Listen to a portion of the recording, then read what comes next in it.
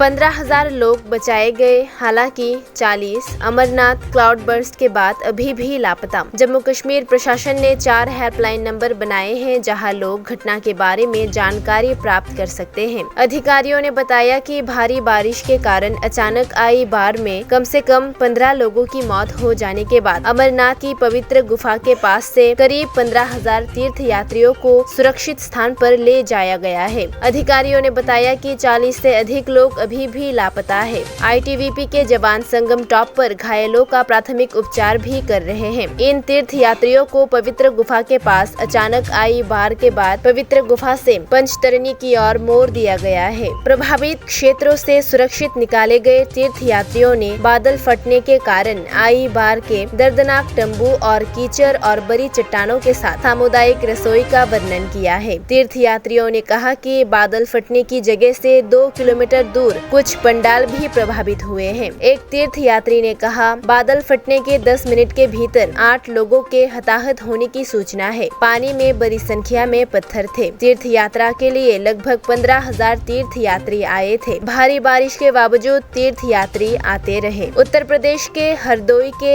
एक तीर्थ यात्री दीपक चौहान ने ANI को बताया, वहाँ भगदड़ जैसी स्थिति हो गई थी, लेकिन सेना ने बहुत समर्थन किया। पानी के कारण कई पंडाल बह गए। ITBP के प्रवक्ता PRO विवेक कुमार पांडे ने कहा, स्थिति नियंत्रण में है। बारिश अभी भी जारी है। खतरे के स्तर को देखते हुए अमरनाथ यात्रा को अस्थायी रूप से रोक दिया गया है, क्योंकि क्षेत्र में पानी भर गया है। अधिकारियों के अनुसार शाम करीब 5:30 बजे बादल फटने की सूचना मिली, जिससे अचानक बाढ़ आ गई, जिससे मंदिर के बाहर आधार शिविर प्रभावित हुआ, जिससे 25 टेंट और 3 सामुदायिक रसोई क्षतिग्रस्त हो गए, जहां तीर्थ यात्रियों को भोजन परोसा जाता है। पवित्र गुफा में स्वचालित मौसम केंद्र के अनुसार शाम 4:30 बजे से शाम 6:30 बजे तक क्षेत्र में 31 mm बारिश हुई। राष्ट्रपति रामनाथ कोविंद और प्रधानमंत्री नरेंद्र मोदी ने बादल फटने से लोगों की मौत पर दुख जताया है। इस बीच केंद्रीय गृह मंत्री अमित शाह ने केंद्रीय बलों और जम्मू कश्मीर प्रशासन को त्वरित बचाव और राहत सुनिश्चित करने का निर्देश दिया है। जम्मू कश्मीर प्रशासन ने 4 हेल्पलाइन नंबर बनाए हैं जहां लोग घटना के बारे में जानकारी प्राप्त कर सकते हैं। 43 दिवसीय अमरनाथ यात्रा 30 जून को 3 साल के अंतराल के बाद शुरू हुई। 2019 में केंद्र द्वारा संविधान के अनुच्छेद 370 के प्रावधानों को निरस्त करने से पहले यात्रा को बीच में ही रद्द कर दिया गया था। तीर्थ यात्रा 2020 और 21 में कोविड महामारी के कारण नहीं हुई थी। तो कल रात में ही वहाँ शामिल हो गई थी रेस्क्यू ऑपरेशन में। चौथी टीम हमने शेषनाग से रवाना की थी, वो शामिल हो गई है।